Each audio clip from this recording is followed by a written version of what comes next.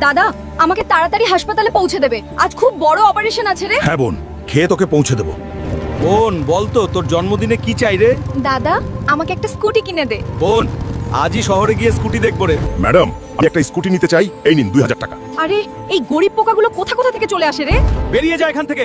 2000 টাকায় গাড়ির দুটো চাকাও আসবে না রে। বেরিয়ে যা বলছি। ওরা আমাকে কুকুরের মতন তাড়িয়ে দিল। বোনকে আমি এখন কি দেব রে?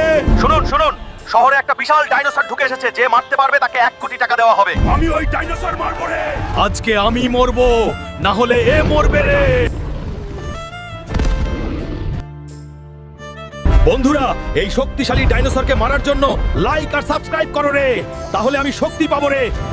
আমার বোনের স্বপ্নর জন্য আমি পুরো দুনিয়ার সাথে লড়ে যেতে পারি রে। ম্যাডাম, একদিন গরিব বলেছিলে না?